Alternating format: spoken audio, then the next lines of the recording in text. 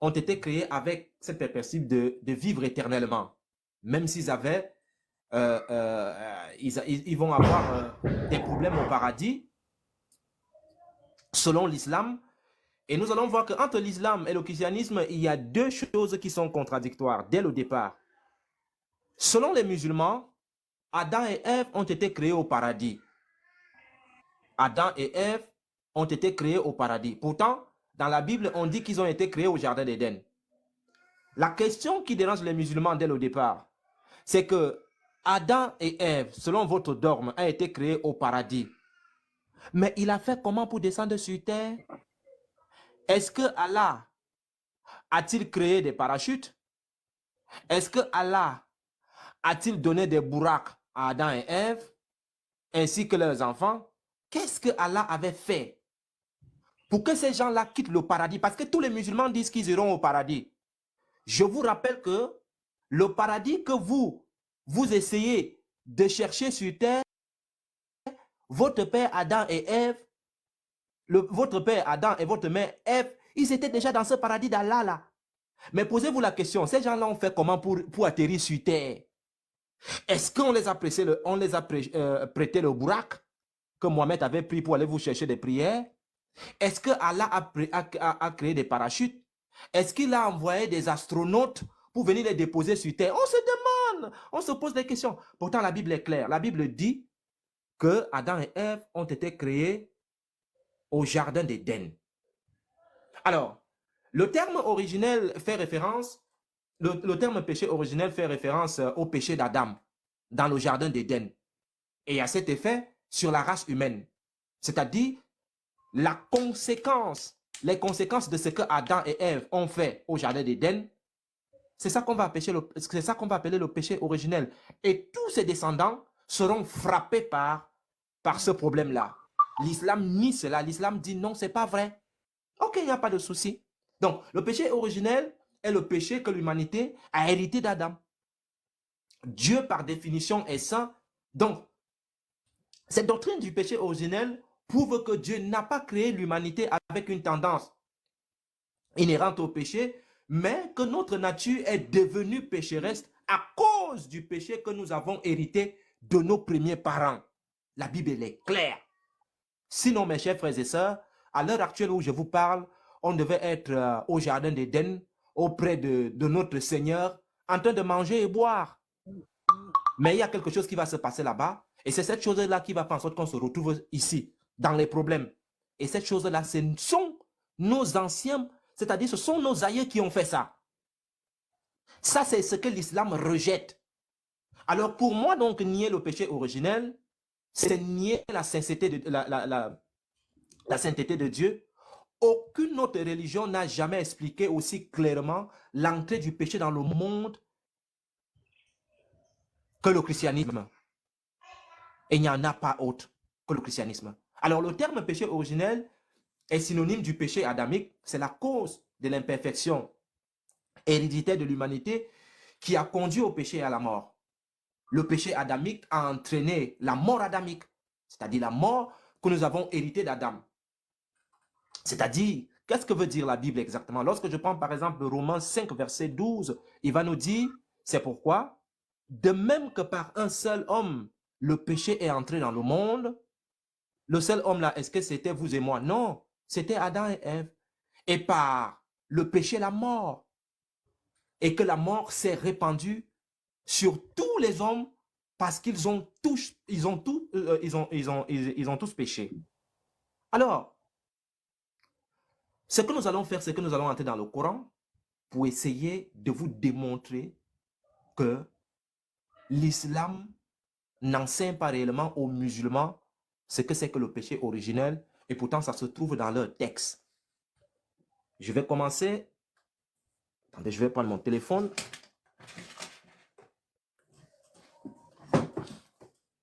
Je vais vous montrer les versets directement parce que d'autres sont en train d'enregistrer pour dire que non, ils parlent, mais ils ne montrent pas les sources. Donc nous, on va montrer les sources. On ne va pas faire comme le monsieur qui était là tout à l'heure. On va montrer les sources. Donc, vous allez prendre la sourate chapitre 7, verset 19. Sourate 7, verset 19. Dans la sourate 7, verset 19, il est écrit, « Ô Adam, habite le paradis. » Ça déjà, c'est bizarre. Les musulmans font leur truc qu'ils sont en train de faire à l'instant. Ils prient, ils font des choses pour aller au paradis. Mais on dit que leur ancêtre vivait déjà au paradis d'Allah.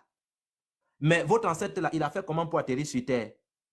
On l'a envoyé par fusée. L'a-t-on donné le Bourak?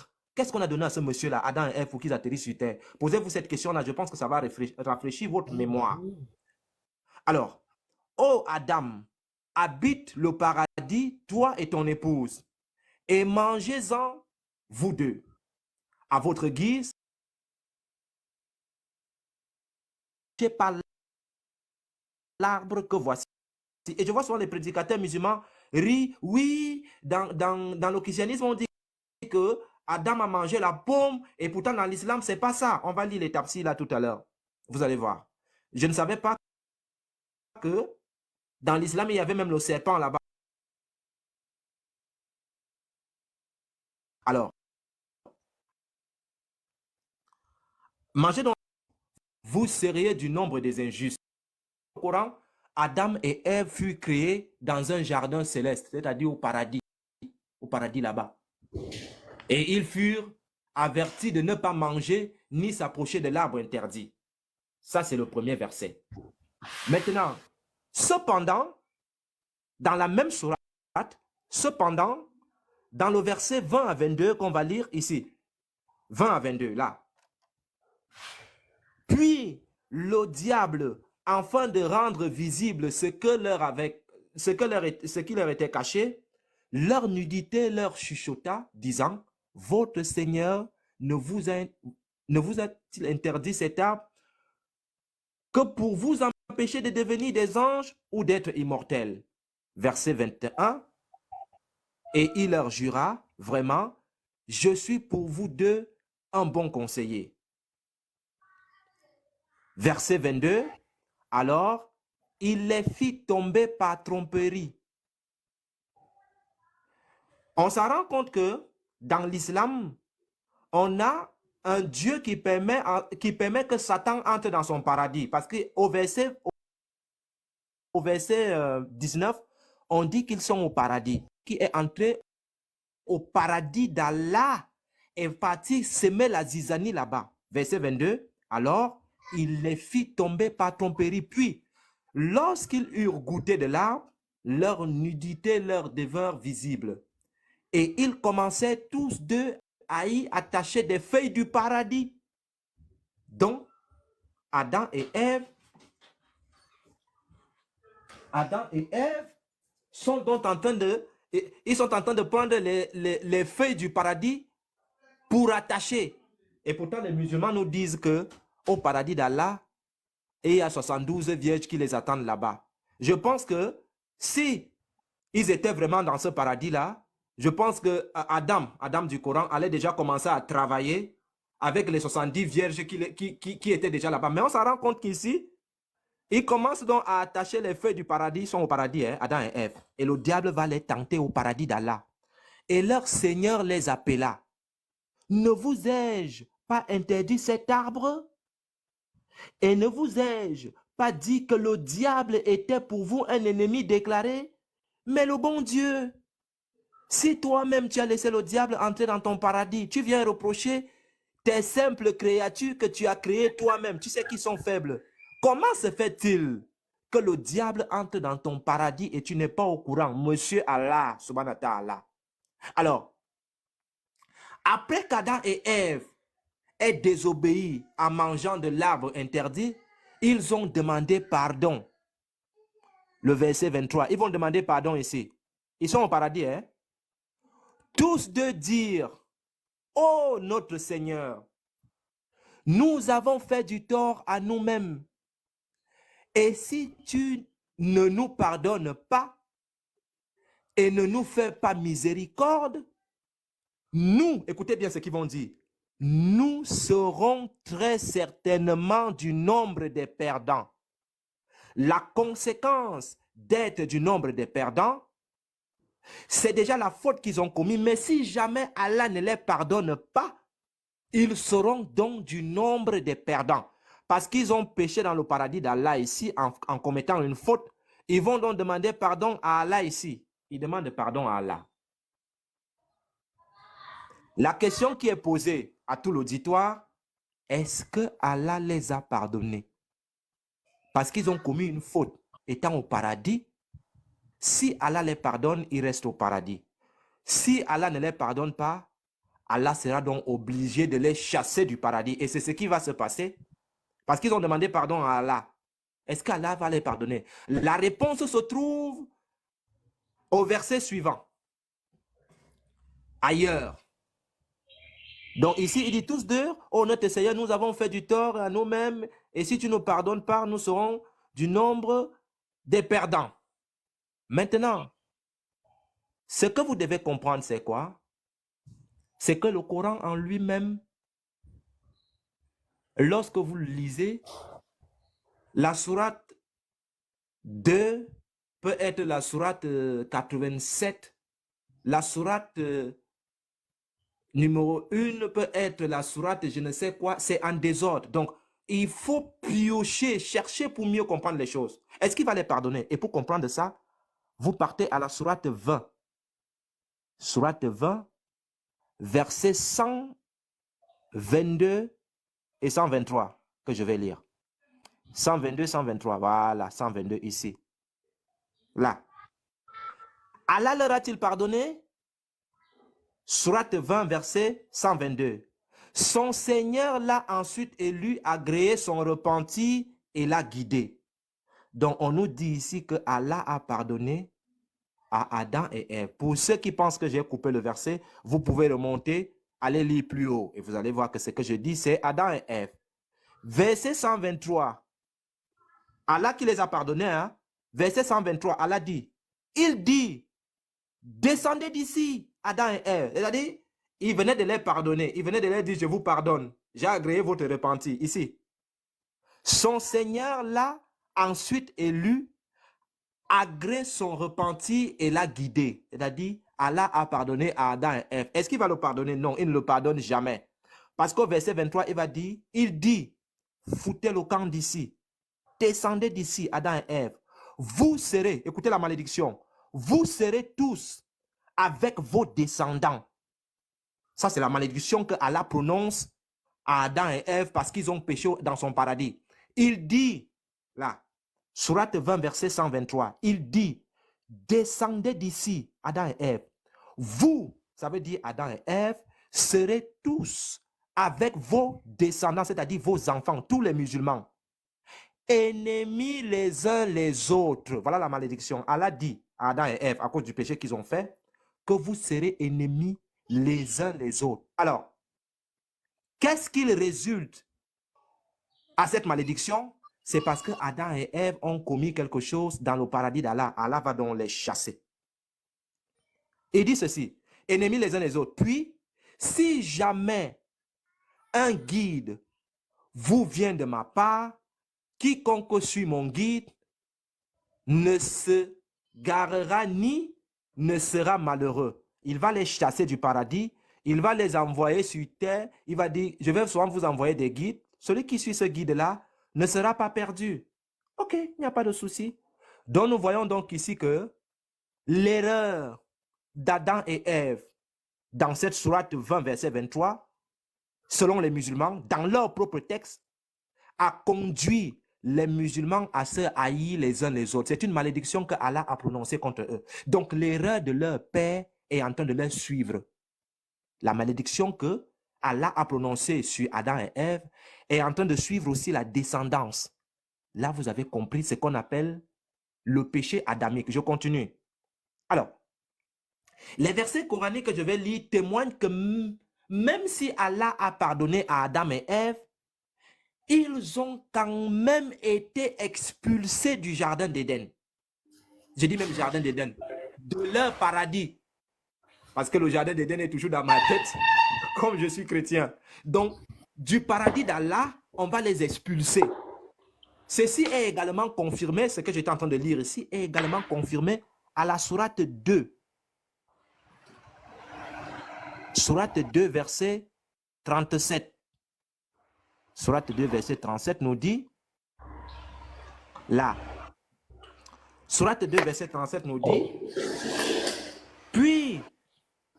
puis Adam reçut de son Seigneur des paroles et Allah agréa son repentir, car c'est lui certes le repentant, le miséricordieux.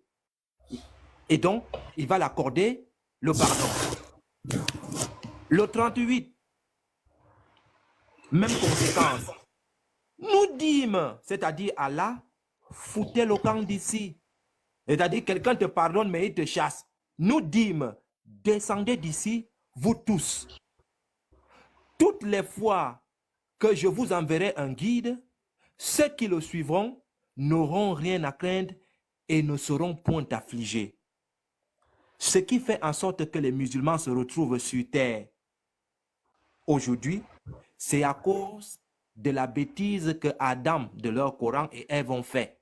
C'est cette conséquence qui les amène sur terre. Sinon, ils allaient toujours être au paradis d'Allah. Je continue. Maintenant, le Coran enseigne clairement qu'Adam et Ève ont été précipités sur terre après avoir mangé de l'arbre. Mais ils sont descendus comment? En esprit, en corps, par bourak, par fusée, par... Ils sont descendus comment? C'est la question que je me pose toujours. Ils sont descendus comment? Par bourak, par esprit, par mystère, par corps. Est-ce qu'on a inventé des machines pour qu'ils défendent contre des fusées? Ils sont descendus comment? Il va donc les précipiter sur terre depuis le paradis céleste seulement après avoir désobéi à Allah. Et pour cela, on relit le 36 là. Là. Peu de temps, Sourate 2, verset 36, peu de temps après, Satan les fit glisser de là et les fit sortir du lieu où ils étaient. Satan les fit glisser de là et les fit sortir du lieu où ils étaient, au paradis. Donc, je tiens à rappeler aux musulmans que Satan a déjà pris pour habitude d'entrer au paradis et d'aller chicoter les gens là-bas. Ne croyez pas qu'en faisant les doigts sur terre et vous allez partir au paradis. Sachez que Satan a encore le pouvoir d'entrer là-bas parce qu'il a entré une première fois, jamais de 1 sans 2. Il va encore entrer là-bas une prochaine fois pour venir vous chicoter sur place là-bas. Donc, il dit, peu de temps après, Satan les fit glisser de là et les fit sortir du lieu où ils étaient, où? Au paradis d'Allah. Et nous dîmes, c'est-à-dire Allah, descendez du paradis. Malédiction qui suit, ennemis les uns les autres. Et pour vous, il y aura une demeure sur la terre. À cause de ce que vous avez fait, il y aura une demeure sur la terre pour vous. Vous dégagez de mon paradis. C'est ce qui fait en sorte que les musulmans se retrouvent sur terre en train de prier en direction de la Mecque pour retrouver le paradis qu'ils ont perdu avec Adam et Ève. Ils viennent nous dire que la conséquence de ce qui s'est passé au paradis d'Allah ne les concerne pas. Je vous prie de lire vos textes et vous allez voir la vérité. Si vous suivez ces ayatollahs-là, vous allez vous perdre. Alors, le verset en lui-même, il est clair. C'est ce qui a fait en sorte, c'est ce que Adam et Ève ont fait au paradis. C'est pour cela qu'ils sont descendus sur terre. Alors, puisque le Coran prétend qu'Allah a pardonné à Adam et Ève, je vais répéter cette partie-là parce que c'est cette partie-là que, excusez-moi, l'apologète musulman, l'autre a l'habitude de parler dessus lorsqu'il parle du christianisme. Puisque le Coran, avec ses propres versets, je n'ai pas encore touché les hadiths, je suis dans le Coran. Puisque le Coran prétend qu'Allah a pardonné à Adam et Ève, la doctrine du péché originel n'a aucun sens dans l'islam. Par conséquent, au lieu du péché originel, les musulmans croient au pardon originel. C'est-à-dire, chacun d'eux porte ses péchés. Adam et Ève ont porté leurs péchés, Allah les a pardonnés, et eux aussi portent leurs péchés. C'est comique ça. En conséquence, les musulmans nient non seulement la doctrine du péché originel, mais ils rejettent également la valeur rédemptrice du sacrifice rédempteur du Christ. Lorsque l'islam rejette la doctrine du péché originel, il dit essentiellement que le péché d'Adam n'a aucune conséquence sur ses descendants. Je pose la question aux musulmans. Si le péché d'Adam et Ève n'ont pas de conséquences sur vous, vous faites quoi sur terre?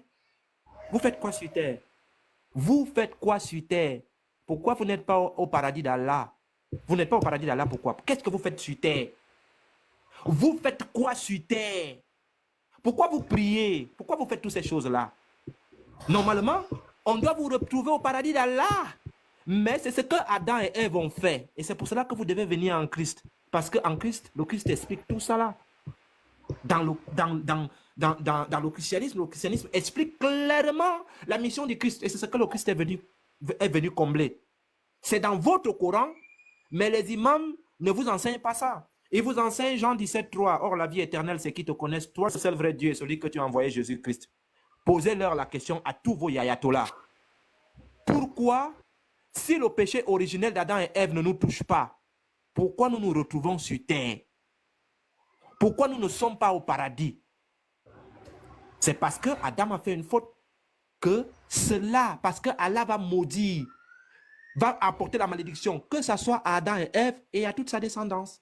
Vous serez ennemis les uns les autres. Est-ce que vous avez demandé à être ennemis les uns les autres? Non.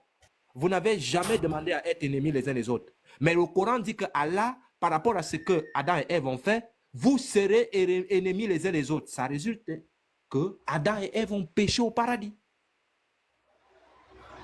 Je pense que vous avez compris. Maintenant,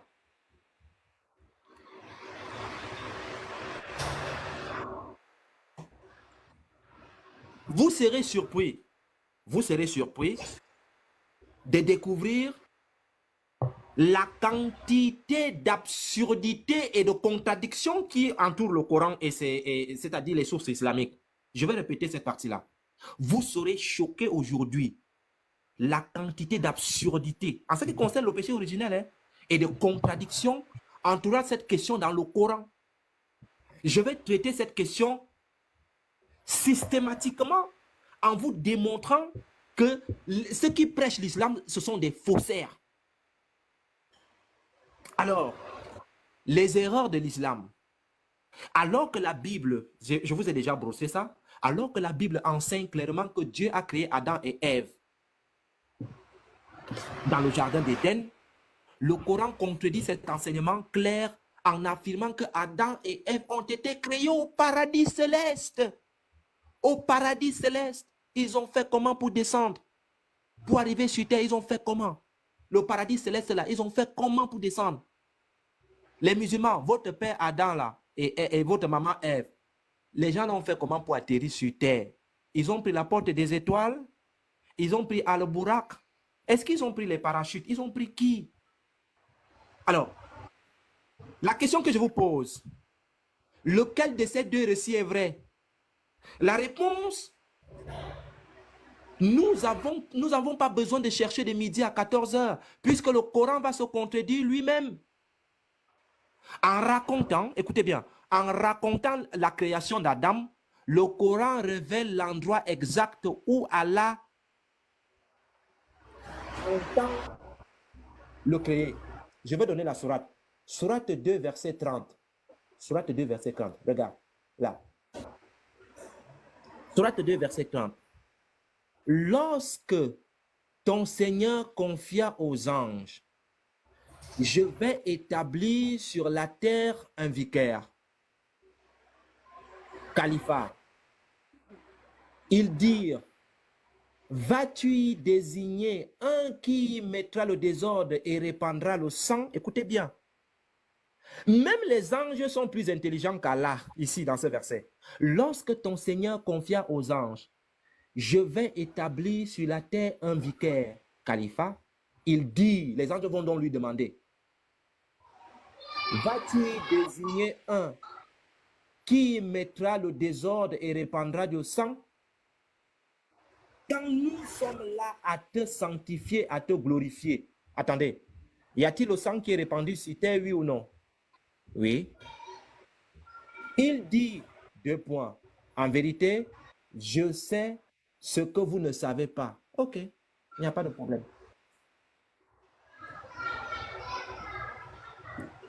Dans ce verset, La question qu'on peut poser aux musulmans, ici, est-ce que Adam a été créé, oui ou non déjà? Ils vont vous dire, oui, Adam a été créé. Le verset, pour les contredire, c'est très simple. Vous faites ceci. Je vais vous montrer l'argument pour les contredire. Parce que pour les contredire, il faut prendre ceci. Je vais vous montrer ça. Donnez-moi un instant.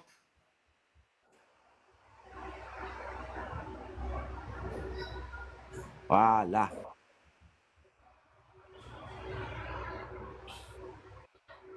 Pour les contredire, il faut prendre la table des sourates. Vous voyez ici, il y a la numérotation selon ce qu'ils ont aujourd'hui, le Coran qu'ils ont aujourd'hui, c'est-à-dire 1, 2, 3, 4, 5, 6, 7. Et de l'autre côté, à votre, je ne sais pas, c'est à ma droite, de mon côté, c'est à ma droite, l'ordre de révélation. Donc, il y a l'ordre de révélation, c'est-à-dire selon la façon que Mohamed a reçu ces versets, et c'est la classification qu'ils ont fait ici.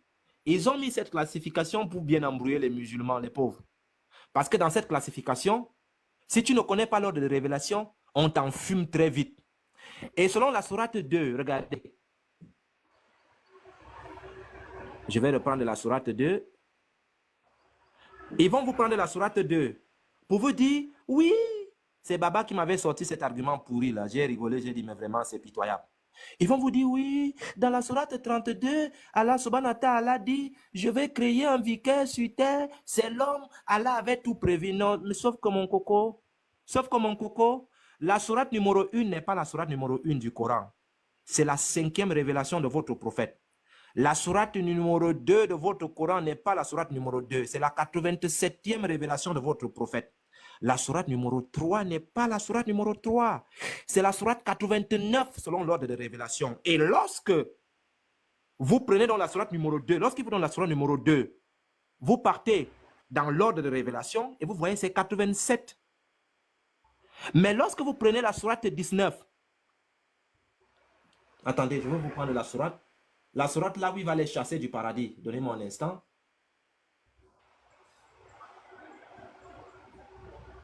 Regardez. Lorsque vous prenez la sourate 7, regardez la sourate 7. La sourate 7, c'est la sourate 39. Elle est venue avant la sourate 87. La sourate 7 est venue avant la sourate 87. Donc quand vous discutez avec eux, ils vont vous mettre selon cet ordre-là. Ils vont dire, regardez, la sourate numéro 2 est avant. Allah avait dit qu'il va établir le vicaire sur terre. Sauf que, ils vont vous dire à la sourate 7 que, regardez, Allah avait prévu ça. Non, Allah n'a pas prévu parce que la sourate 2, c'est la sourate 87. La sourate 2 est la sourate 87. Et la sourate numéro 7 est la sourate 39. Entre 39 et 87, qui vient avant? Qui vient avant? Parce que dans la sourate 7, verset 33,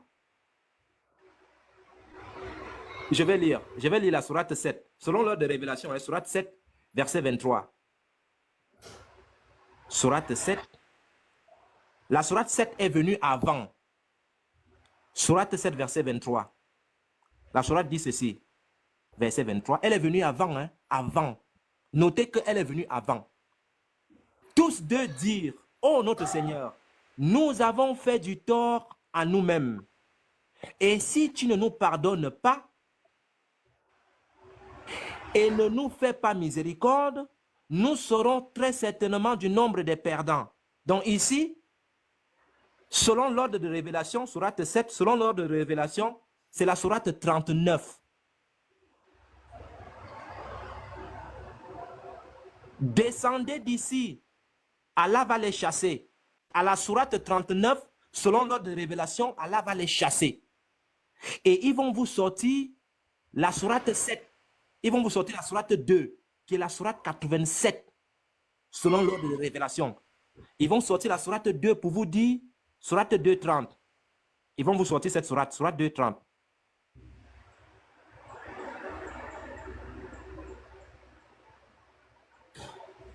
Voilà, ils vont vous sortir cette sourate pour vous dire, lorsque ton Seigneur confia aux anges, je vais établir sur la terre un vicaire.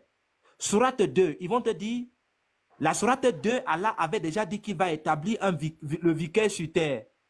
Le califat, autant pour moi, le califat sur terre. Sauf que cette sourate-là, selon l'ordre de révélation, est la sourate 87. Je pense que là, vous avez compris ce que je suis en train de dire. C'est la sourate 87 qui vient plus tard. Parce qu'ils avaient déjà commis des bêtises. Allah va donc leur dire, je vais créer un califat, un vicaire sur la terre. Maintenant, pour vous prouver que ce que je dis est vrai, justement parce que les anges étaient déjà au courant de la bêtise que Adam et Ève ils ont fait au paradis, les anges vont dire ceci. Il dit, qui les anges? Vas-tu y désigner un qui mettra du désordre et répandra le sang? Parce que les deux hommes que tu as créés dans ton paradis là, ils ont déjà commis une bêtise. Est-ce que tu vas encore les envoyer sur terre pour encore aller faire des bêtises là-bas? Allah va dire ici, il dit en vérité, je sais ce que vous ne savez pas. Donc, Allah, l'histoire des vicaires qu'ils vont vous donner, c'est la sourate 87, selon l'ordre de révélation. Comment une sourate, selon l'ordre de révélation, qui va être à la 87e place, va-t-il être avant la sourate 7 qui est à la 39e place? Donc, si vous sortez cet argument-là, je pense que là, vous avez bien compris la marmaille. Ayez toujours en vous ce tableau, parce qu'avec ce tableau-là, vous êtes automatique comme Poutine. Ils ne peuvent pas vous jouer. Parce qu'avec ça, là, dès qu'ils te donnent une sourate, tu regardes. Regardez par exemple, ils vont vous donner la sourate 9 à Taoba. C'est la sourate 113. C'est la dernière sourate que Mohamed a reçu les instructions de son Dieu. Voilà pourquoi cette sourate abroge beaucoup de sourates on appelle ça comment? Dans le Coran. Ils vont aller vous donner une sourate où on dit nulle contrainte en religion. Et pourtant, la sourate nulle contrainte en religion, est-ce que quelqu'un peut me dire quel est le numéro de la sourate nulle contrainte en religion? Si quelqu'un connaît le numéro de la sourate, qu'il me dise en commentaire ou bien ici dans le panel. Nulle contrainte en religion, c'est quelle sourate? C'est pas sourate 2 là. Sourate 2, nulle contrainte en religion, voilà. 256 2, là. Ouais. voilà, sourate 2, 256. Regardez quelque chose. Voici la sourate 2. C'est à la 87e position. Donc ça veut dire que dans cette sourate 2, les révélations sont à la place 87. Mais regardez Al-Tawbah, sourate 9, elle est la 113. Il y a 114 sourates. Et la sourate 9 est la 113. Et dans la sourate 9, verset 29, il est écrit: combattez ceux qui ne croient ni à Allah, ni à son messager. Combattez ceux qui ne croient ni à Allah, ni à son messager, qui ne profèrent pas la religion de la vérité parmi ceux qui ont reçu le livre. Combattez-les. Donc vous voyez que la sourate 2, qui a été dit nulle contrainte en religion, la sourate 9 vient balayer ça du revers de la main. Et si vous n'avez donc pas compris l'ordre de révélation et l'ordre établi ici par je ne sais quel bandit a établi sourate 1, 2, 3, 4, 5, le but c'est de troubler les musulmans. Parce que quand tu ne connais pas l'ordre de révélation, on va te mentir toute l'année, toute la vie. Et on va te dire, il y a des savants, va d'abord voir le savant. Mais si toutes les sourates étaient classées selon l'ordre de révélation, ça allait être plus facile. Ça allait être plus facile. Et je pense que j'ai un Coran ici à la maison. Je ne sais pas là où il est là. J'ai un Coran ici à la maison. Voilà. Attendez, donnez-moi un instant. Il est où là? Je ne sais pas là où je l'ai mis. J'ai un Coran ici à la maison où c'est en ordre de révélation. En ordre de révélation. Et là, dans ce Coran, c'est ce Coran-là qui m'a permis de comprendre qu'il y a la marmaille dans l'islam. C'est-à-dire, comme dans la Bible, on te dit Genèse, Apocalypse. Dans le Coran, ce n'est pas ça. Dans le Coran, on te dit que le cousin Abraham, à la sourate 2, a dit ceci. On coupe l'histoire. La même histoire, on peut la raconter à la sourate 12. Mais quand tu regardes le truc de révélation, ce n'est pas la même chose. Donc, on jongle les esprits des gens. Donnez-moi un instant, je vais vous montrer le Coran. Je pense que j'ai ça ici. Je vais vous montrer le Coran selon l'ordre de révélation. Vous allez voir. Je sais que j'ai mis ça où. Voilà. Il est là. Il est là le Coran. J'ai un Coran ici. Il est selon l'ordre de révélation. Le voilà. Donc, Sourate 1, c'est sourate 1. Sourate 2, c'est sourate 2. Sourate 3, c'est sourate 3. Sourate 4, c'est sourate 4. Vous comprenez? Donc, il n'y a pas de jonglage ici. Tout est dedans. Tout est dedans. Je vais vous prendre, pour vous démontrer que ce que je vous disais par rapport à ça, regardez. Sourate 9, selon l'ordre de révélation, c'est la 113e sourate. Ça veut dire que c'est les dernières sourates que Mohamed a, l'avant-dernière sourate que Mohamed a reçue. Sourate 9. Sourate 9. Mais maintenant, je vais ouvrir le livre, vous allez voir. Attendez, je vais mettre un peu de lumière. Avant qu'on continue, il faudrait d'abord que je vous explique ça pour que lorsque vous discutez avec le musulman, vous êtes centré sur l'ordre de révélation. Parce que si vous ne connaissez pas l'ordre de révélation, ils vont vous enfumer. Ils vont vous enfumer. Maintenant, je vais chercher la sourate 9. Sourate 9, vous allez voir. Dès que je vais arriver à la sourate 9, ça va écrire sourate 113. Attendez, vous allez voir.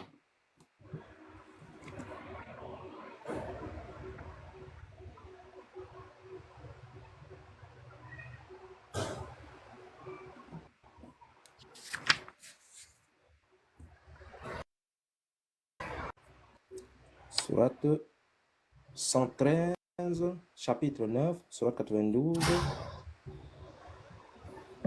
sourate 113. Donnez-moi un instant, s'il vous plaît. Voilà. Là, nous y sommes. Nous sommes arrivés. Donnez-moi un instant. Voilà, regardez. Regardez dans le livre. Sourate 9, vous voyez, c'est écrit chapitre 113, selon la bonne conduite. Mais les musulmans ont mis ça sourate 9 à Taouba. Vous voyez?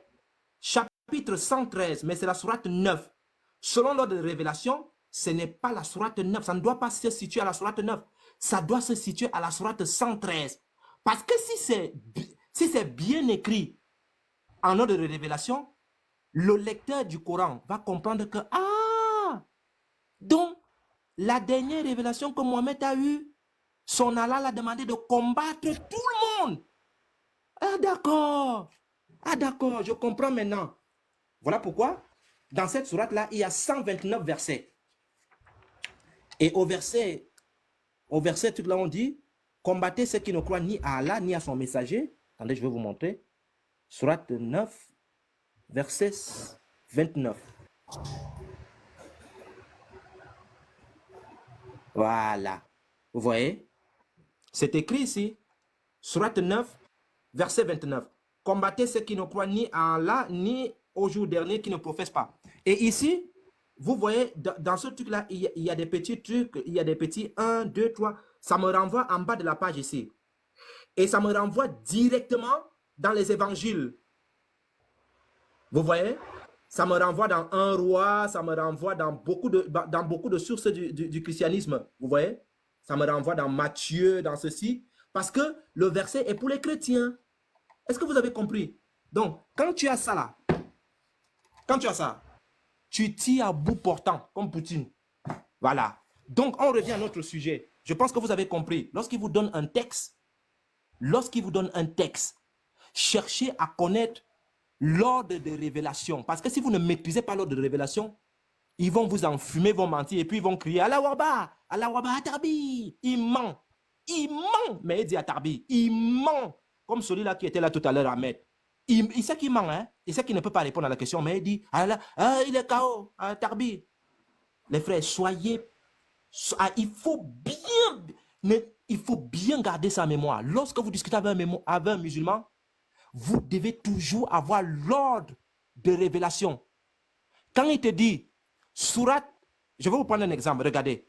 Sourate 9, c'est l'avant-dernière sourate. Et pour connaître où est la dernière sourate, ici vous partez à la sourate 110.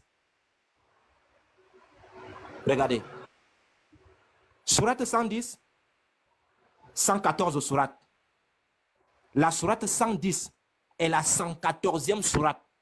La sourate 9 est la 113. Mes chers frères et sœurs, qui va vous dire ça?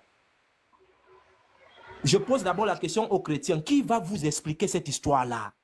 Qui va vous expliquer ça? Vous allez passer votre temps à lire le Coran, vous n'allez rien comprendre. Et si vous ne comprenez pas ça, ça c'est du b.a.-ba.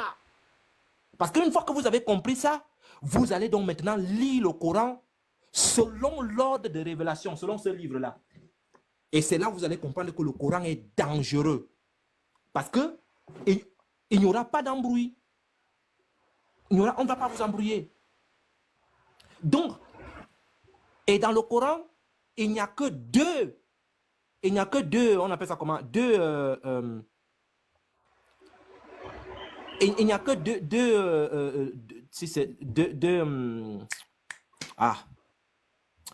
et il n'y a que deux sourates qu'ils ont gardées dans l'ordre de révélation. Il n'y a que deux sourates. Je vais vous les montrer. Il n'y a que deux sourates qui sont gardées selon l'ordre de révélation. Les autres sourates, c'est en désordre. Voilà, la sourate 71 est bien positionnée à la sourate 71. La sourate 71 est bien... Pourquoi la sourate 71 est à sa place? Pourquoi la sourate 71 est à sa place à la 71e position? Pourquoi les autres sourates ne sont pas à leur place? Pourquoi vous avez fait ça? Pourquoi vous avez fait ça? Ils ont fait ça parce que le temps que tu vas réfléchir pour voir l'ordre de révélation, de décortiquer le Coran pour pouvoir comprendre, ça va te prendre toute la vie. Si tu ne t'y mets pas à fond, tu ne vas rien comprendre. C'est pour cela qu'ils vont mettre les savants. Les savants vont venir mentir les petits musulmans parce que les petits musulmans ne vont rien comprendre. Vous avez compris? Donc nous, on repart là où on était. Alors maintenant, vous avez compris que lorsqu'ils vont vous donner le verset, non, je vais établir un califat sur terre. Non, non, non, non, non, non, non. Les gars avaient déjà péché. Ils avaient déjà péché à la sourate 7. On les a chassés à la sourate 7. La sourate 2 et la sourate 89. Je pense bien.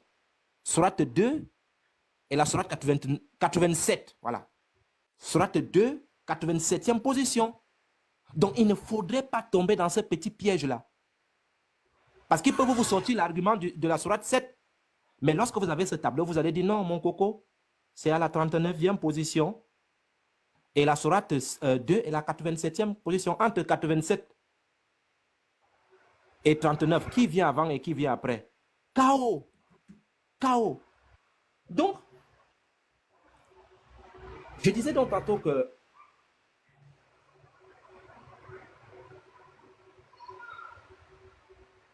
lorsque vous discutez avec eux, il faut être malin. Il faut mieux comprendre les choses. Maintenant, je vais prendre la sourate 7. Cette sourate 7 là. 39e position. Je vais la prendre. Sourate 7, verset 11. Sourate 7, 11. Il est écrit là. Sourate 7, 11. Il est écrit: nous vous avons créé, puis nous vous avons donné une forme. Ensuite, nous avons dit: ô ange, prosternez-vous devant Adam. Ils se prosternèrent, à l'exception de Iblis,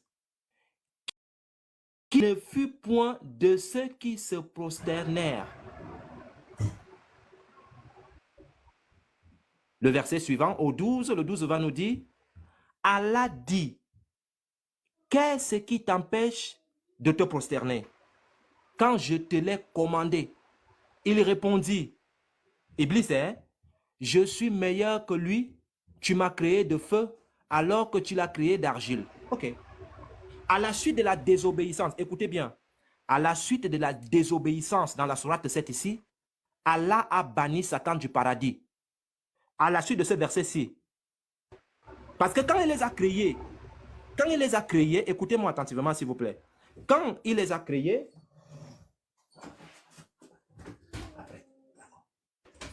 excusez-moi.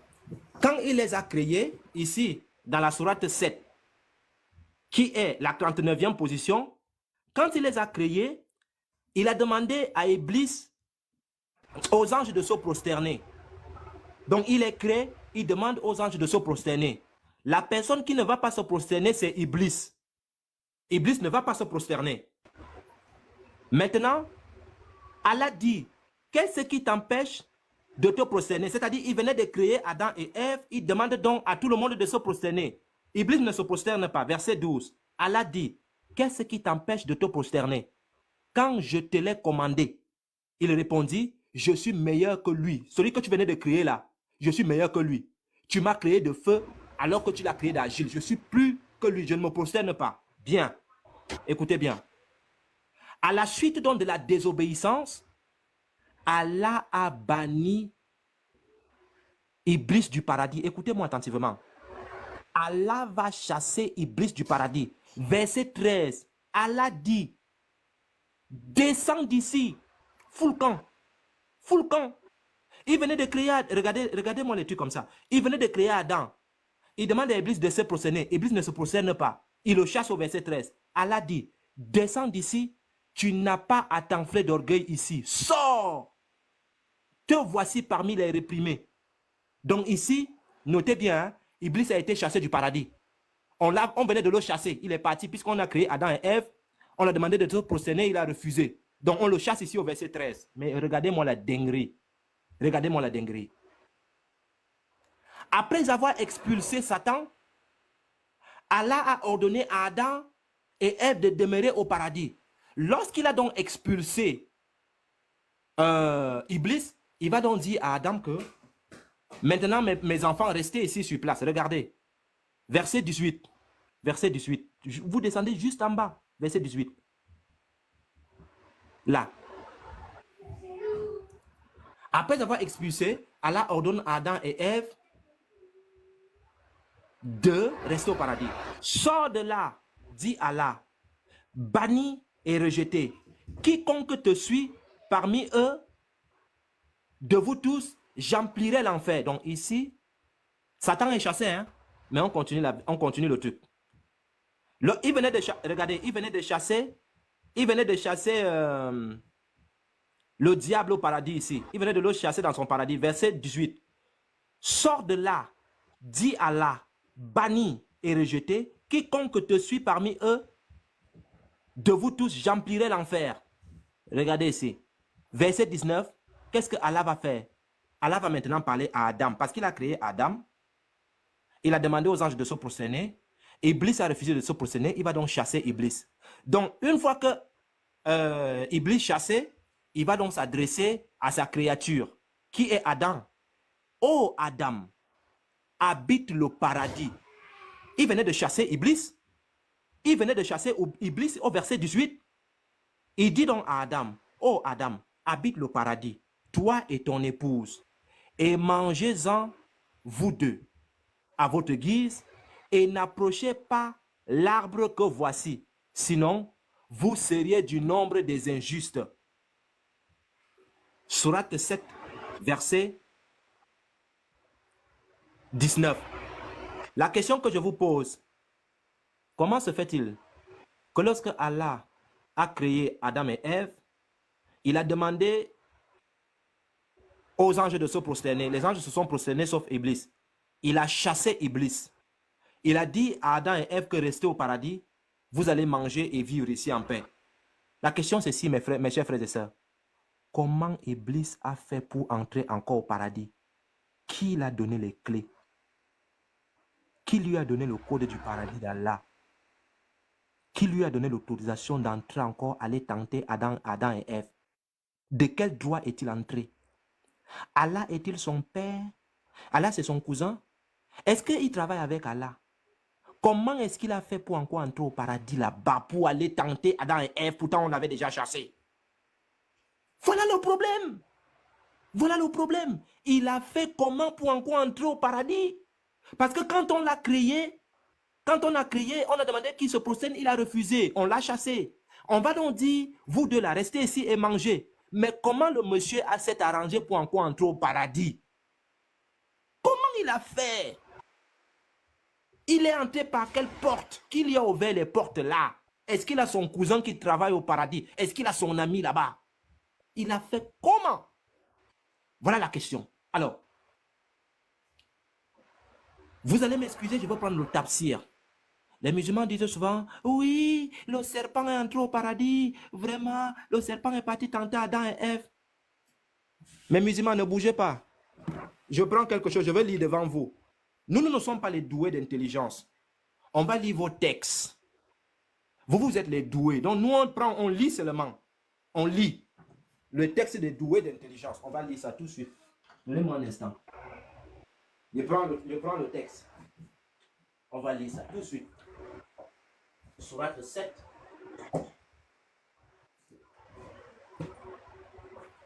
On va lire la sourate 7. Non, c'est pas toi.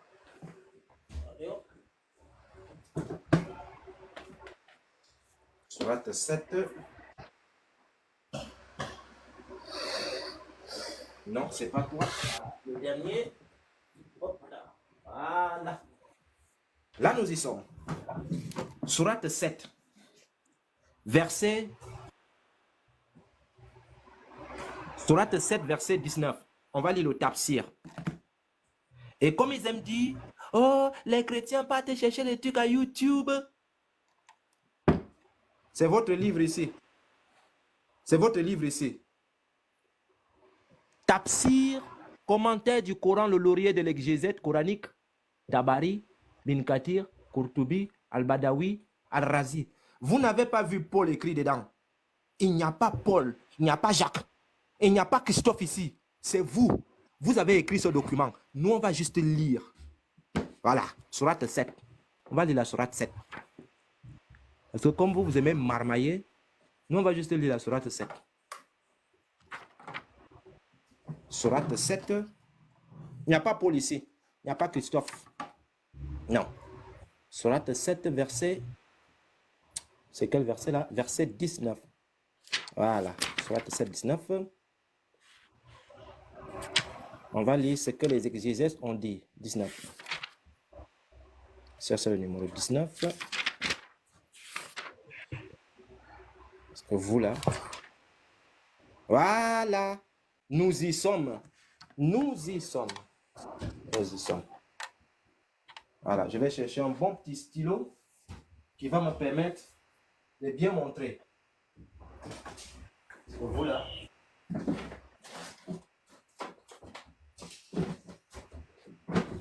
Vous n'allez pas marmailler. Bien. Donc, on va lire. On va lire ensemble.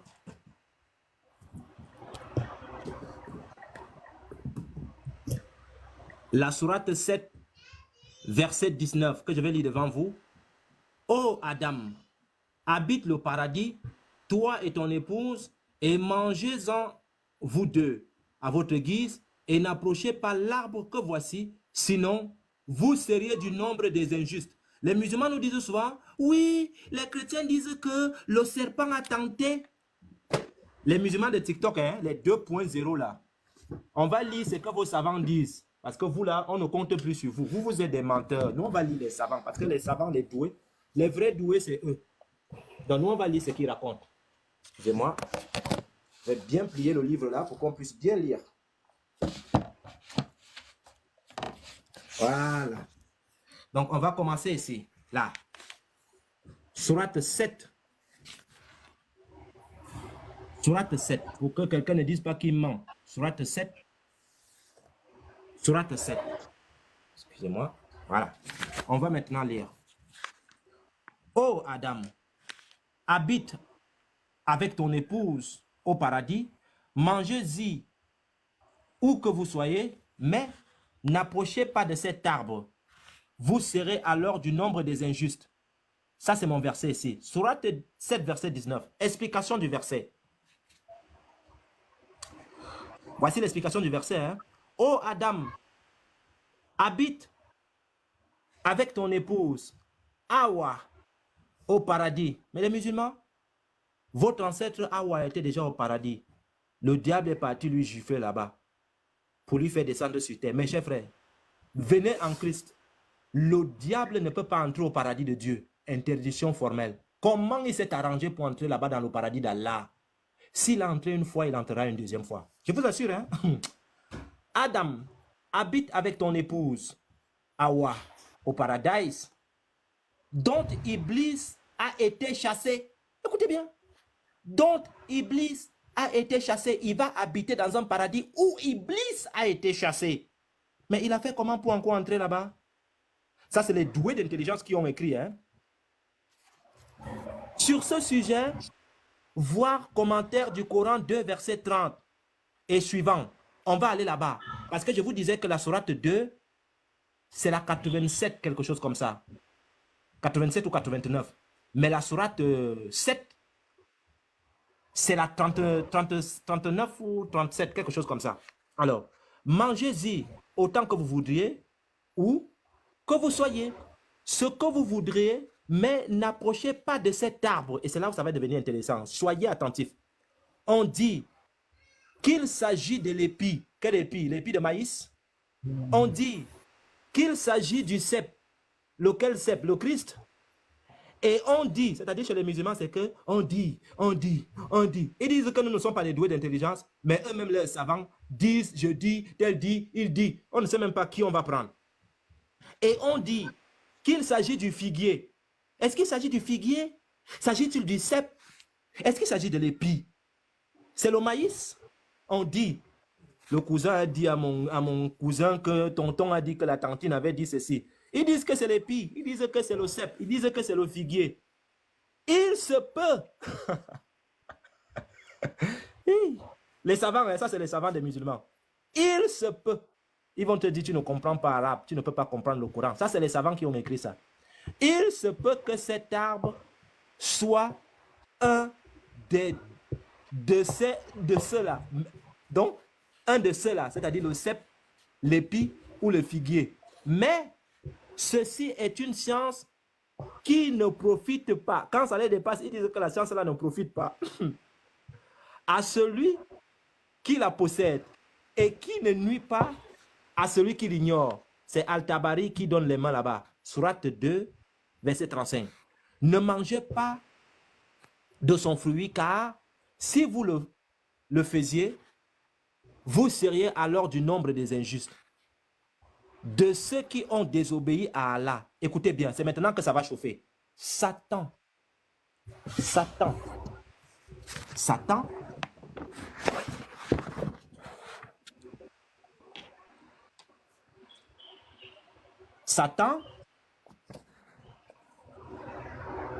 leur susurrera depuis l'intérieur du paradis. Il a été chassé, hein? Mais il va encore les parler depuis l'intérieur du paradis. Depuis l'intérieur du paradis, écoutez bien, où le serpent qui l'avait ingurgité l'avait réintroduit. Je vais reprendre.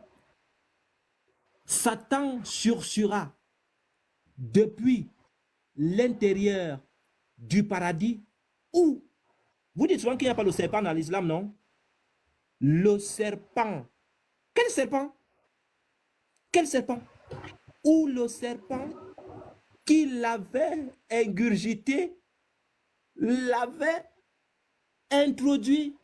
On dit qu'il leur susurra depuis l'intérieur du paradis en abusant de ses pouvoirs. Les pouvoirs de Shaitan entrent dans le paradis d'Allah et le serpent fait le travail. Allez dire à vos érudits de bien vous apprendre l'islam parce que nous on va vous montrer les trucs. Vous dites qu'il n'y a pas le serpent là-bas, non? Vos érudits là, donc quand on dit les érudits, c'est qui? Tabari, Ibn Kathir, Qurtubi, Al-Badawi, Al-Razi. Ils disent que le serpent était là-bas. Vous vous dites quoi? Les musulmans 2.0 là, vous vous dites quoi? Le serpent n'était pas là-bas? Vous voyez que les frères, dans leur propre source, on dit que le serpent était là-bas. Dans leur propre source, le serpent y était. Comment se fait-il que les petits musulmans nous disent que le serpent n'y était pas? Voilà la question que vous devez les poser. Alors, pour continuer, donnez-moi un instant. Vous allez comprendre qu'ici, dans l'islam, les savants musulmans disent qu'il y a un serpent. Il y a un serpent qui était là-bas. La Bible explique bien le rôle du serpent. Mais je vois un petit musulman, prêcheur de rue, qui aime parler du serpent. Le serpent est parti tenter Ève. Le serpent a dit ceci. Voici tes savants qui disent que le serpent était là-bas. Tu peux nous donner le rôle de ce serpent-là dans le paradis d'Allah? Au lieu de prêcher dans les rues, il faut venir ici lancer le défi. Tu vas nous expliquer ce que le serpent-là faisait là-bas. Et je vais te laisser avec le Lévite. C'est lui qui s'est posé les questions là. Le serpent faisait quoi là-bas? Il va te demander ça. Et tu vas répondre. Le serpent faisait quoi dans le paradis d'Allah? Nous, dans le christianisme, on a tout expliqué. Vous, là, vous dites que le serpent faisait quoi là-bas? Voilà notre question. Donc, la question, c'est celle-ci. Comment est-il possible, mes chers frères et sœurs, que Satan, qui a été banni du paradis céleste, puisse à nouveau entrer au ciel pour tenter Adam et Ève? Hey, comment le diable qui a été banni pouvait-il encore entrer dans le paradis pour aller tenter? N'est-il pas plus logique de croire que Adam et Ève ont toujours vécu sur terre et non pas au paradis comme l'enseigne le Coran? Vous ne voyez pas que le Coran ment? Hein, vous-même, vous ne voyez pas que le Coran ment là? Hein, les frères? Est-ce que vous-même, vous ne voyez pas que le Coran ment? Hein? Alors, si les musulmans refusent d'accepter cette vérité fondamentale, telle qu'elle est enseignée dans la Bible, ils doivent alors accepter le fait que Satan est bien plus puissant qu'Allah. Satan est plus puissant qu'Allah parce qu'Allah lui a dit, fiche le camp d'ici, descends, tu es maudit. Mais le gars est revenu. Il est revenu là où on l'a chassé. Où était le pouvoir d'Allah? Allah est le majestueux, le tout-puissant. Quand il dit quelque chose, rien ne peut sonder Allah, rien ne peut toucher Allah. Allah n'entre pas dans sa création. Quand Allah a décidé d'une chose, mais voici Iblis qui lui donne une bonne gifle ici.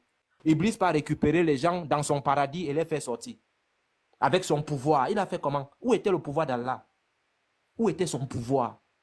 Hein? Satan est plus puissant qu'Allah. Donc, ils doivent accepter que le fait que Satan ait défié l'ordre de bannissement d'Allah et s'est faufilé au ciel. Et il est entré au paradis en allant tenter Adam et Ève. Et Allah n'y pouvait rien. Allah avait les mains ligotées. Allah a fermé la bouche. Le gars est entré, il a chicoté. Et il est parti. Alors, les musulmans sont-ils prêts à accepter cela, cette vérité-là? Est-ce qu'ils sont prêts à accepter cette vérité-là? C'est une vérité qui est factuelle puisque je vous montre les textes. Alors, vous comprenez une chose qui est claire, c'est que la question qu'on se pose, le monsieur, il a fait comment pour entrer là-bas? Hein? Le récit de la Bible qui enseigne qu'Adam et Ève ont été créés ici sur terre est bien plus digne de confiance que cette histoire insensée où quelqu'un a été créé au paradis, il est descendu avec le bourak, où le diable, on l'a chassé du paradis, le même diable entre encore au paradis pour encore aller tenter les gens. C'est pas correct. C'est pas correct, c'est trop ambigu. Hein? Lorsque l'islam nie donc la doctrine du péché originel, il se heurte à de nombreuses difficultés de contradiction. Nous allons maintenant examiner certaines difficultés dans le Coran. D'une part, le Coran reconnaît que l'homme a été créé parfait. Dans la sourate 32, verset 7, il est écrit « Qui a rendu parfait tout ce qu'il a créé ?» Et il commençait la création par l'homme. Je vais vous montrer la sourate. Ils vont donc nous dire à quand est-ce que l'homme est devenu imparfait. Parce que Subhanahu wa ta'ala dit qu'il a créé toutes choses au parfait en commençant par l'homme. Parfait. Je dis bien parfait. Hein? Sourate 2, verset 7. Là. Qui a bien fait tout ce qu'il a créé? Il a commencé la création de l'homme à partir de l'argile. Tout a été bien fait. Sourate 95, verset 4, que je vais relire. 95, verset 4. Il nous dit, nous avons certes créé l'homme dans la forme la plus parfaite. Ah bon? Alors, les versets coraniques que je venais de vous lire s'harmonisent parfaitement avec les enseignements de la Bible. Et les hadiths également, qu'Adam était une création parfaite de Dieu, va le démontrer. Je vais aussi montrer les hadiths. Je sais qu'ils n'aiment pas les hadiths lorsqu'ils sont coincés dans d'autres choses, mais on va montrer les hadiths. Et pour cela, je vais aller dans mon site préféré où je vais montrer le hadith. Coran.x. Je vais prendre le hadith. Hadith.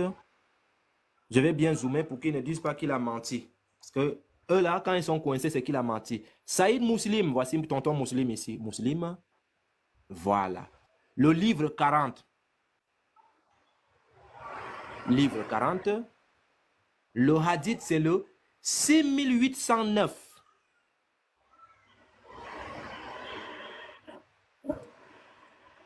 6809. On clique, tac. Traduire. Voilà. Écoutez bien, je vais lire. Je vais lire. Vous allez voir les dingueries qui sont dans l'islam. Ils se contredisent eux-mêmes. Rien ne ressemble à Allah. Allah ne ressemble à rien. Voici le hadith ici. Authentique. Saïd Muslim, livre 40, le hadith, c'est le 6809. Il est écrit: Abu Huraira a rapporté que le messager d'Allah, qui est mis pour Mohammed, pas pour les prêcheurs de rue là, que la paix soit sur lui, a dit: Allah, l'exalté et le glorieux, a créé Adam à son image. Le Lévite, mon frère, tu es là ou pas? Le Lévite, tu es là ou pas, mon frère? Allô? Moi, je suis là. Ok, le petit Ouais, marteau. je suis là. Ok, Oui. les frères. Je suis là. Hein. Ok, les frères. Je vais relire et puis je vais vous poser la question à tour de rôle. Abu Huraira rapporte que le messager d'Allah qui est mis pour Mohammed a dit: Allah l'exalté et le glorieux a créé Adam à son image. Le son est en lettres majuscules. Le petit marteau, dans ce hadith, Oui, je suis là. Mohammed dit que l'homme a été créé à l'image de qui? À l'image de Rubal. Non, selon le texte. Selon le texte. Il est trop très cher. Il est trop très cher. Selon le texte, c'est Allah. Selon le texte, c'est Allah. C'est Allah. Bon, le ne nous texte. disez pas que Allah ne ressemble à rien.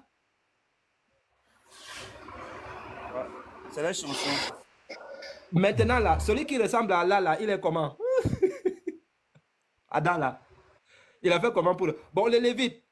Allah a créé Adam à l'image de qui ici? À l'image de Allah. Voilà. Le texte, il est clair. Abu Huraira rapporte que le messager d'Allah subhanahu wa ta'ala a dit: Allah l'exalté, le glorieux, a créé Adam à son image avec sa longueur de 60 coudées. Donc, on dit quoi? Allah a une taille de 60 coudées? Bon, c'est pas peut-être ça. Peut-être c'est mon imagination qui m'amène là-bas. Il lui a dit: saluez ce groupe. Et c'était un groupe de anges assis là et d'écouter la réponse qu'il donne. Lui, car cela formerait sa salutation et de sa progéniture. Ici, lorsque vous allez entrer au paradis, selon le hadith après, vous aurez la forme d'Adam. Adam avait la forme de qui? Adam avait la forme d'Allah. Donc, on dit, le hadith dit que, votre prophète dit que Adam a été formé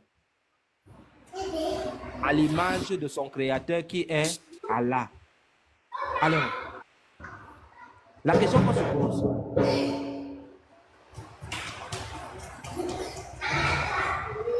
si Allah ressemble à sa créature selon ce hadith, je sais que les coranistes vont dire que c'est faux, c'est pas vrai. Les coranistes vont dire que c'est pas vrai, mais bon, il n'y a pas de problème. Je vais prendre un autre sahih.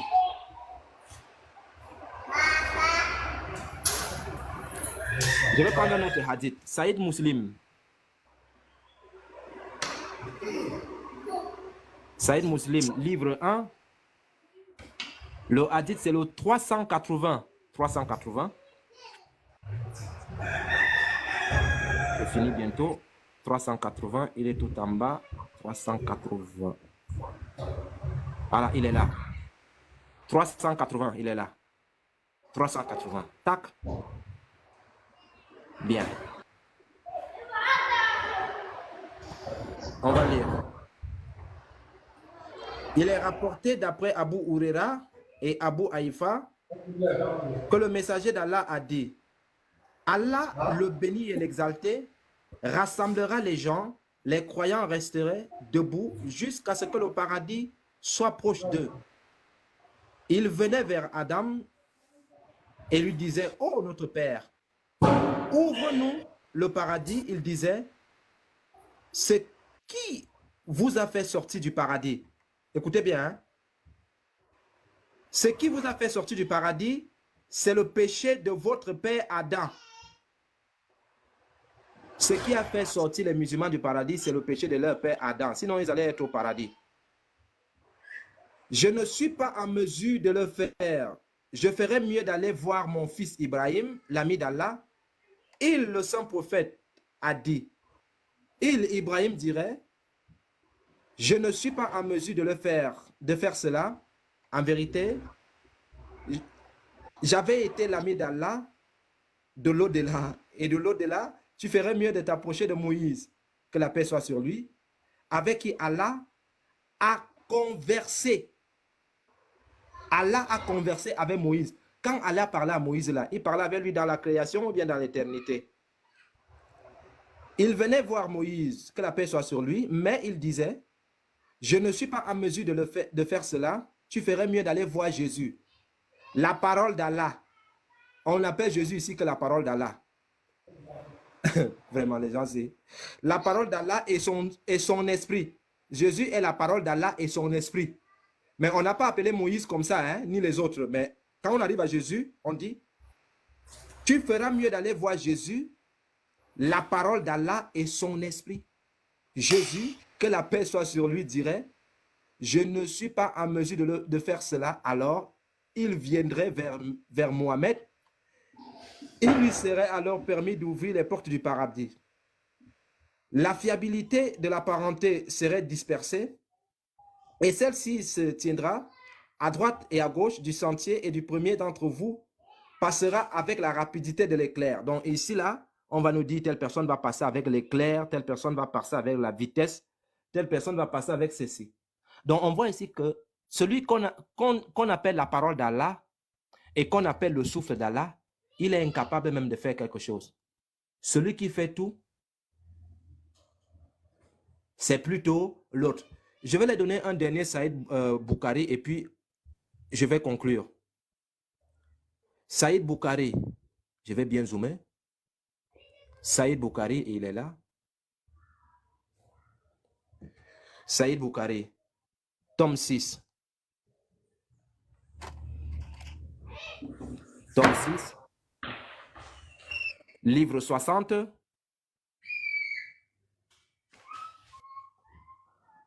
Le hadith, c'est le 262. Voilà. Traduis-moi ça rapidement. Voilà. On va lire. Je vais enlever la caméra parce que c'est le dernier hadith, je pense, que je vais donner. Et c'est ça qui va clore le débat par rapport à tout ce que nous avons parlé ici.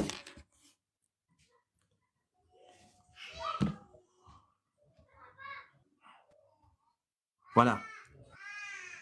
Saïd Bukhari, volume 6, livre 60, le hadith, c'est le 262. Il est rapporté par Abu Huraira. Le prophète, que la paix soit sur lui, a dit: Moïse a discuté avec Adam et lui a dit: Adam, c'est toi qui as fait sortir les gens du paradis par ton péché et tu les as ainsi rendus malheureux. Je vais relire cette partie-là. Il n'y a pas le péché originaire dans l'islam. Le prophète, que la paix soit sur lui, a dit: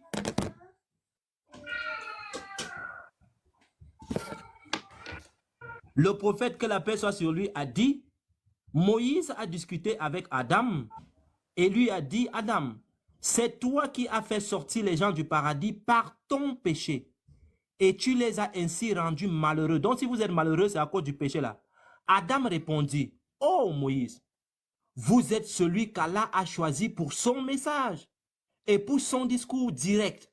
Pourtant, vous me blâmez pour une chose qu'Allah m'avait ordonnée avant de me créer. Avant de créer Adam et Ève, Allah avait ordonné qu'ils devaient faire les bêtises au paradis. Je vais reprendre. Pourtant, vous me blâmez pour une chose qu'Allah m'avait ordonnée avant de me créer. Le messager d'Allah, que la paix soit sur lui, ajoutait, ainsi, Adam a vaincu Moïse grâce à cet argument. L'argument, c'était quoi? Tu viens me reprocher que tu es sur terre et que tu es malheureux à cause du péché que j'ai fait au paradis. Ce que j'ai envie de te dire, mon coco, c'est juste que ce que j'ai fait au paradis là, Allah avait déjà ordonné ça avant de me créer. Donc, il avait déjà ordonné cette histoire avant de me créer. Donc, Allah, c'est un joueur de damier qui avait déjà ordonné que Adam et Ève allaient faire les bêtises, mais il allait quand même les punir dans les bêtises là. C'est formidable ça. Donc, je pense que par rapport aux éléments que je vous ai fournis, Moïse a blâmé Adam de l'expulsion de l'humanité au paradis et pour la misère qu'il a causée à la race humaine. Cependant, Adam a répliqué en disant que c'était Allah qui lui avait ordonné de commettre cet acte pécheur au paradis. Moïse est hautement honoré en tant que prophète d'Allah. Dans l'islam, le Coran témoigne que parmi tous les messagers, celui à qui Allah s'adressa directement était Moïse. Sourate 4, verset 164. Il va dire les messagers dont nous avons parlé et les messagers dont nous n'avons jamais parlé, et Dieu, dont Allah, et Allah a parlé directement à Moïse. Sourate 4, verset 164. Donc Moïse dit ici à Adam que tu as fait une grosse bêtise. C'est cette bêtise-là qui a conduit à ce qu'on se retrouve ici, dans toute cette étude-là. Et Moïse et Adam va lui dire, ce que tu me reproches, ça avait déjà été décidé depuis fort longtemps. Donc ne me reproche de rien. Donc pour conclure, vous allez retenir que Allah est celui-là même qui avait créé Adam, lui a mis au paradis. Lorsqu'il a créé Adam, il a dit aux anges de se prosterner. Les anges se sont prosternés, sauf Iblis. Il va chasser Iblis. Il va dire à Adam, restez au paradis, mangez tout ce que vous voulez. Et le diable, on l'avait déjà chassé, va retourner en arrière. Je ne sais pas s'il avait son complice là-bas au paradis. Il va aller toquer. Toc, toc, toc. On va l'ouvrir. Il va dire, le type qui a donné l'ordre que je sorte d'ici là, qui fiche le camp? C'est moi le patron. Moi, j'entre ici. Je vais tenter les choses qu'il a créées là. Moi, je vais aller les toucher sur place. Il entre. Il tente Adam, il tente Ève, et il les fait chuter. Des questions qu'on s'est posées. Comment a-t-il fait? Il est entré comment? Comment est-ce qu'il a fait pour aller tenter ces gens-là? Alors, si le dessein originel d'Allah, le dessein, pas les dessins, hein, dessins animés, le dessein, parce qu'il y a des musulmans qui vont monter là, ils vont dire qu'ils sont doués d'intelligence, mais quand tu vas lui demander qu'est-ce qu'on appelle dessin, il va te dire le dessin que Ali Baba a dessiné. Non. Le dessein originel d'Allah est que l'humanité habite dans le paradis céleste. C'est ce qu'il a dit. Alors pourquoi nous ne sommes pas au paradis? Si Adam n'avait rien fait, pourquoi nous ne sommes pas au paradis, nous là? N'est-ce pas là, à cause du péché originel d'Adam, que nous sommes ici sur terre? Cela ne prouve-t-il pas que nous subissons les conséquences du péché originel d'Adam? Si le péché originel d'Adam ne nous a pas affectés, alors qu'est-ce que nous faisons sur terre? Pourquoi nous sommes ennemis les uns les autres? Qu'est-ce qui s'est passé? Donc il y a beaucoup de questions que je pense que les gens de la Dawa, spécialistes de Jean 17.3, or la vie éternelle, c'est qui te connaissent, toi le seul vrai Dieu et celui que tu as envoyé, Jésus-Christ, au lieu de se concentrer sur ces versets-là, Jésus dit ici que Jésus passa toute la nuit à prier. Au lieu de se concentrer sur ces versets, je pense qu'ils feront mieux de bien expliquer le Coran à leurs frères.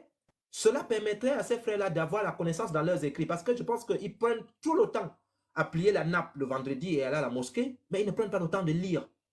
Parce que quand tu lis, tu comprends. Voilà, donc voilà. J'en ai terminé. S'il y a quelqu'un qui veut me poser une question, je remercie le pasteur de m'avoir donné l'opportunité de pouvoir exposer ce que j'ai exposé. Soyez tous bénis et merci de m'avoir écouté.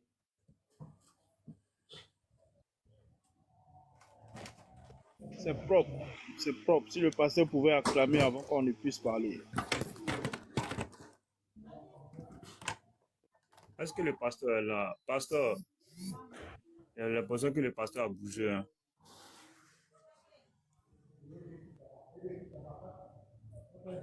Le pasteur n'est pas à côté. En tout cas, Yeshua, félicitations, frère. Voilà, tu es béni, demeure béni éternellement.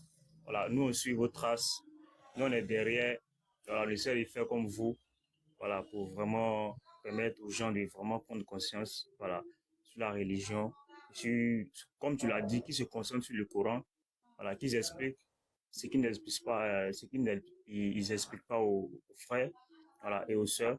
Voilà. Moi, après, on va lire le tafsir de la Sourate du verset 223 parce que j'ai aussi vu sur la toile les gens, il y a un musulman qui a posé la question à son imam, voilà, sur la Sourate 2, verset 223, et l'imam dit que c'est une métaphore, voilà.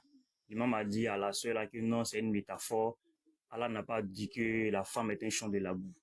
Voilà. Donc, il ne sait pas si le frère Yeshua, après que le pasteur est là, voilà, expliquer ça aussi. On va lire le tafsir, ça va vraiment rire. J'ai lu le tafsir, c'est ça. Ils n'enseignent pas, ils ne disent pas aux gens, ils ne disent pas à leurs frères, ils ne disent pas à leurs sœurs ce qui est écrit exactement. Voilà. Ils ne font que mentir pour défendre le Coran, pour défendre Allah. Voilà. Frère, sois béni. Voilà. Que le Seigneur t'utilise encore pour vraiment ramener, à faire comprendre ces frères musulmans-là. Voilà. Toutes ces choses-là. Voilà. Donc, sois béni, frère. En tout cas, moi, je suis trace. Ali Barry, Voilà. moi je voulais dire quelque chose. Frère Yeshua, moi j'ai écouté l'exposé de ce dernier-là, de ce dernier islam, béni islam. Et aussi, je viens d'écouter ton exposé. Donc, vu qu'il nous a attaqué en faisant cet exposé, il